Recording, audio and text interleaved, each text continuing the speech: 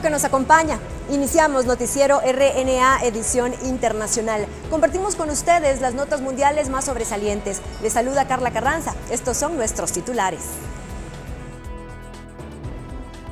Estados Unidos avanza en su lucha frontal contra las pandillas en Nueva York. Las detenciones han incrementado y se busca evitar el reclutamiento de más miembros.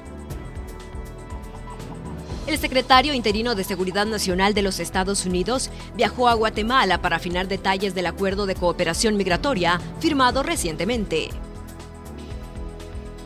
En Washington, se discute la efectividad de las sanciones que ha impuesto Estados Unidos sobre el gobierno en disputa de Nicolás Maduro y sus efectos en medio de la crisis. La administración de Donald Trump reveló un nuevo plan que podría reducir los costos de la medicina en los Estados Unidos. En Yemen, al menos 11 personas fallecieron en un ataque de 4 suicidas con explosivos dirigido a una estación de policías. Iniciamos con el detalle de las informaciones en los Estados Unidos, donde ha avanzado la lucha contra las pandillas, específicamente en Nueva York. Las autoridades están realizando un trabajo de inteligencia que busca disminuir el reclutamiento de nuevos miembros.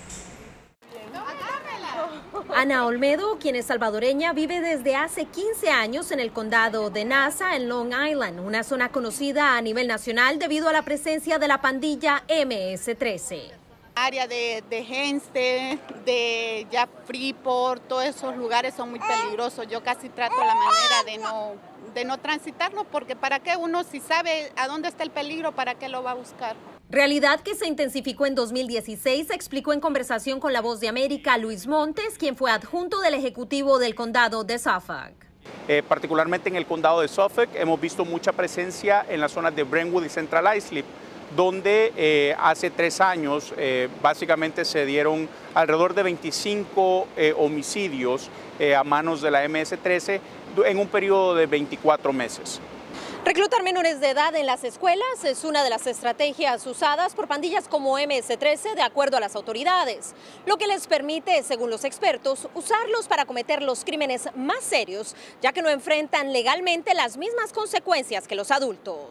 Ese tipo de personas no tienen escrúpulos, ellos no respetan niños, no respetan mujeres, no respetan ancianos, no respetan nada, ellos hacen el daño y no les importa. Sin embargo, las autoridades han logrado establecer mecanismos para contrarrestar a estas pandillas. En los últimos 18 meses es casi cero el número de homicidios, no se conoce de algo, hay que ver el número de desapariciones porque eso también es importante, pero no hay un caso conocido en los últimos 18 meses. Ha habido más de 350 arrestos que, quieras o no, eso tiene un impacto bastante fuerte. Para combatir estos grupos criminales en Long Island y sus alrededores. Celia Mendoza, Voz de América, Nueva York. Y el secretario interino de Seguridad Nacional de los Estados Unidos viajó hasta Guatemala para ultimar detalles acerca del reciente acuerdo migratorio firmado con ese país. Reacciones encontradas provocó el acuerdo sobre un programa de trabajadores agrícolas temporales que ofrece oportunidades de empleo a través de visas tipo H2A, como ya se había anunciado el ministro de Trabajo Gabriel Orellana y John Palash, secretario adjunto de Fortalecimiento de la Fuerza Laboral de Estados Unidos, firmaron el convenio. La intención de la medida es evitar el flujo de migrantes hacia Estados Unidos, según lo indicó la ministra de Relaciones Exteriores, Sandra Jovel. En donde los guatemaltecos van a poder ir a Estados Unidos a trabajar de manera ordenada, regular y poder estar viajando de una manera constante entre Guatemala y Estados Unidos, no solamente dentro del ámbito agrícola. Posteriormente se va a hacer dentro del ámbito de la construcción y más adelante dentro del ámbito de los servicios. El acuerdo incluye herramientas para que los guatemaltecos no sean víctimas de fraude, uso indebido o discriminación, se anunció. Al consultarle a algunos ciudadanos si estarían interesados en aplicar para una visa H2A, estos respondieron. Las condiciones de trabajo de Estados Unidos son muy buenas. Por supuesto que sí me gustaría poder ir a Estados Unidos a trabajar en el tema de agricultura. Pues fíjese que no las dan. Yo apliqué la vez pasada y no me salió. Yo no estoy de acuerdo, ¿verdad? No es válido para todos. El secretario de Seguridad interino de Estados Unidos, Kevin McAleenan, permanece en Guatemala en reuniones con los ministros de Gobernación y Relaciones Exteriores, presuntamente para afinar detalles del acuerdo de cooperación migratoria firmado el viernes pasado. Y en otro tipo de informaciones, un grupo de activistas en los Estados Unidos buscó alianzas con otras organizaciones para reunir ayuda humanitaria que llegará a los migrantes venezolanos. El desplazamiento de miles de venezolanos semanalmente entre Venezuela y Colombia es considerado un indicio del estado de ánimo de la población venezolana frente a la crisis. Desde Estados Unidos, la organización Food for Poor se ha aliado con otras entidades privadas para asistir a estos inmigrantes necesitados. Hay más de 4 millones de personas que han salido de Venezuela y 1.4 millones de ellas han salido para Colombia.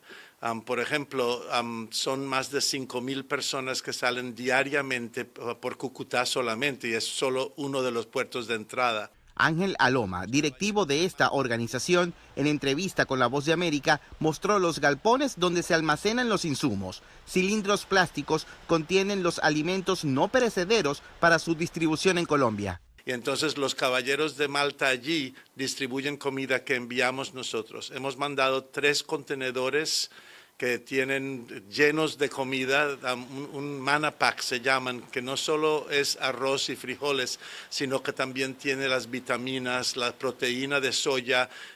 Actualmente desarrollan un plan de construcción de 60 viviendas para entregarlas a venezolanos necesitados. Esta alianza también apoya a los colombianos que atraviesan dificultades y, de acuerdo a Loma, el aporte que proporcionan ayuda un poco a su frágil situación.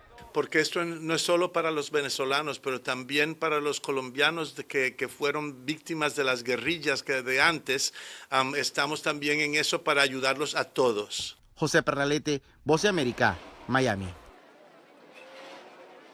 Y hablando de Venezuela, en Washington se continúa discutiendo la efectividad de las sanciones interpuestas por Estados Unidos al gobierno en disputa de Nicolás Maduro. Además, están calculando los efectos que pueden haber tenido en medio de la crisis. El rol de las sanciones que se han impuesto desde hace 4 años al gobierno en disputa de Nicolás Maduro en Venezuela fue uno de los temas centrales de la discusión realizada en el Centro para Estrategias y Estudios Internacionales. La población venezolana está afectada desde hace muchos años en Venezuela por las malas políticas, no solamente de Maduro, sino del régimen como tal, antes de Chávez. Quiero decir que las sanciones son importantes porque se le da un mensaje al mundo de quien cometa actos de criminalidad, obviamente no saldrá impune. A pesar de esos muchos años, la imposición de sanciones a Venezuela solo es reciente, afirman los expertos. Venezuela solo ha sido sancionado en 4 años y a nivel sectorial, que es el sector petrolero, de finanzas, del sector de minero, solo ha sido sancionado por 2 años. Entonces, el efecto de las sanciones a nivel sectorial lleva tiempo, no es inmediato. Moisés Rendón, director de la iniciativa El Futuro de Venezuela, llamó la atención sobre la necesidad de aliviar las necesidades primarias de los venezolanos. Hay manera de limitar el sufrimiento y la ayuda humanitaria que hoy ha sido llegada a Venezuela no es suficiente. Debemos más bien pensar en cómo ayudar a la Asamblea Nacional, que es la única institución legítima que le queda al país, para que nos ayude a distribuir ayuda humanitaria a través del apoyo de la comunidad internacional. En la conferencia también se enfatizó esta necesidad para así aliviar el desabastecimiento que viven los venezolanos cada día, mientras que a la vez se busquen salidas a la crisis política del país. Venezuela, según expertos, se encuentra en dudosa compañía en el ámbito de las sanciones, las que comparte con Irán, Rusia y Corea del Norte. Yasmín López, Voz de América, Washington. Gracias por continuar con nosotros. Le contamos que la administración del presidente Donald Trump ha anunciado un nuevo plan que podría reducir los costos de las medicinas en los Estados Unidos. La industria farmacéutica de Estados Unidos tendrá competencia extranjera tras el anuncio de un plan de la administración de Trump de permitir que se importen ciertas medicinas con receta, particularmente de Canadá. El secretario de Salud y Servicios Humanos, Alex Azar, reveló el plan a través del siguiente tuit. Hoy estamos anunciando un nuevo plan de acción que proveerá los fundamentos para la importación segura de ciertas medicinas de prescripción. Este es un paso importante que la administración está dando para encarar a los aprovechadores extranjeros y reducir el costo de las medicinas para los estadounidenses. Las importaciones serán examinadas por la Administración de Drogas y Alimentos de Estados Unidos, según el secretario Azar. Las administraciones anteriores no dieron este paso. El Grupo de Cabildeo, Investigación y Fabricantes Farmacéuticos de Estados Unidos dice que lucha en contra de la importación, porque según ellos, los pacientes podrían enfrentar riesgos por medicinas falsas o medicamentos de baja calidad.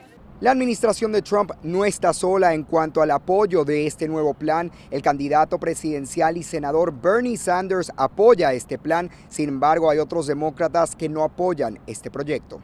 Donna Shalala, congresista demócrata por Florida, dijo el mes pasado en un evento de su partido sobre una ley similar en su estado, que es la cosa más tonta que haya escuchado. Leonardo Feldman, Voz de América, Washington.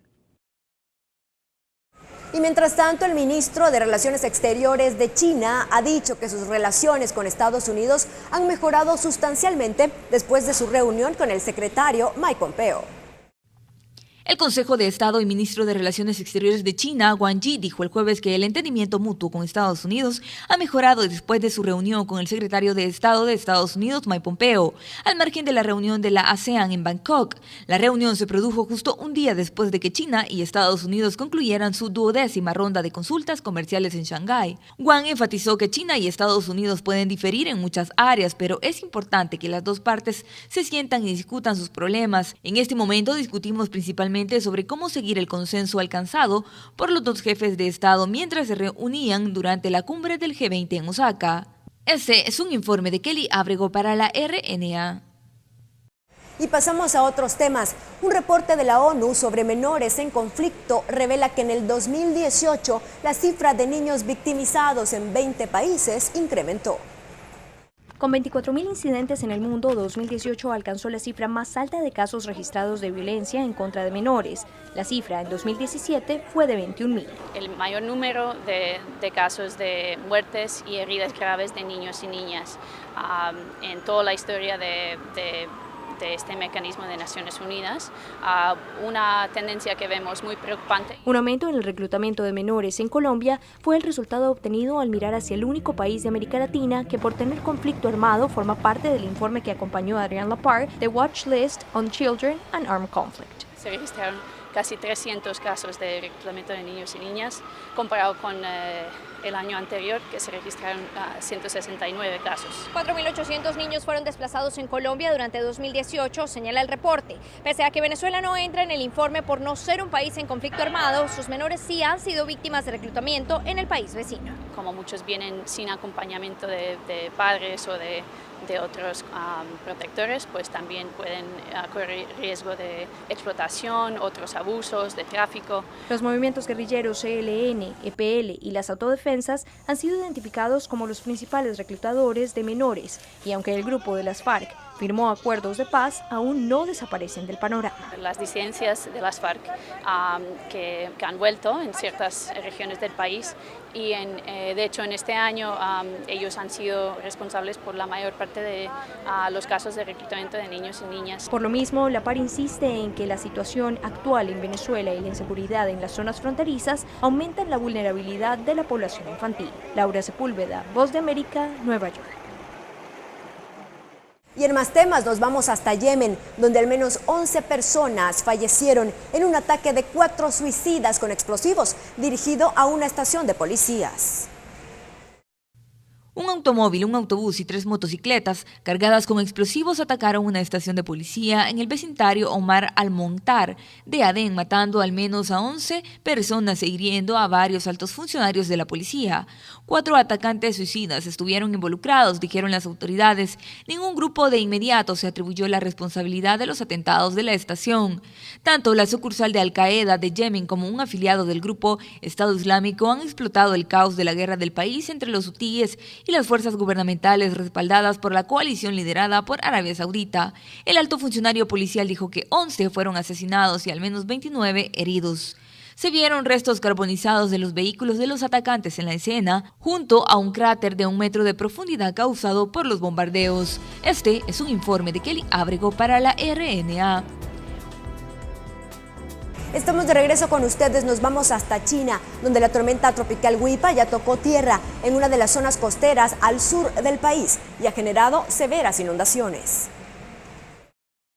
La tormenta tropical Wipa tocó tierra en la provincia costera de Hainan, en el sur de China, la madrugada del jueves, causando inundaciones generalizadas a medida que fuertes lluvias torrenciales y fuertes vientos azotaron la costa. La velocidad máxima sostenida del viento registrada fue de hasta 85 kilómetros por hora, según un informe de la cadena de televisión CCTV. Las inundaciones interrumpieron el tráfico local, pero no se reportaron víctimas. La tormenta se trasladó a Guangdong, donde partes de la región esperaban lluvias de hasta 200 milímetros junto con la isla de Guangxi y Hainan, dijo el Centro Meteorológico Nacional de China. Se esperaba que la tormenta azotara partes del sudeste de China antes de dirigirse a Vietnam y Laos. Este es un informe de Kelly Abrego para la RNA. Y en Kentucky, al menos una persona falleció tras una explosión de una línea de gas natural que involucró a varios edificios. Al menos una persona falleció después de que una explosión de gas se registró en Kentucky. Varios edificios estaban envueltos en el fuego. Las llamas se dispararon 300 pies en el aire después de que la explosión abrió las puertas de al menos una casa. Un residente pensó que se había disparado una bomba nuclear después de ver la nube gigante ondeando en el aire cerca de la ciudad estadounidense de Downville. Una mujer contó en las redes sociales cómo la explosión cerca de su casa sonó como un accidente de avión. Este es un informe de Kelly Abrego para la RNA. Compartimos más información sobresaliente en el siguiente resumen.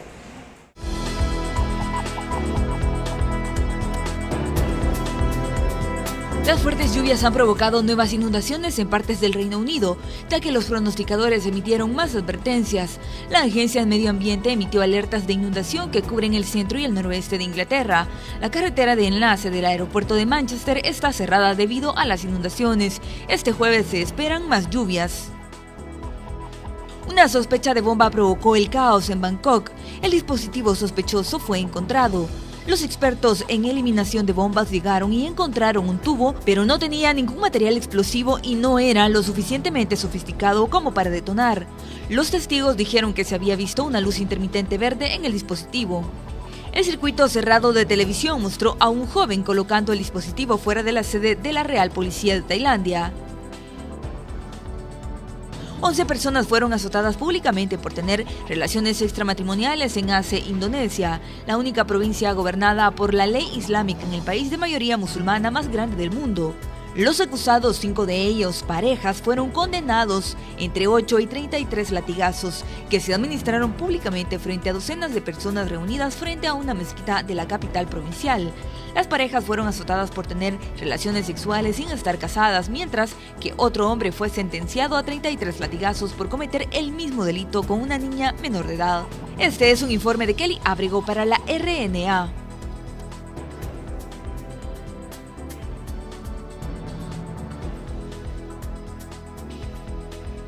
Y así llegamos al final de esta entrega de Noticiero RNA Edición Internacional. Gracias por habernos acompañado. Nos vemos en la próxima.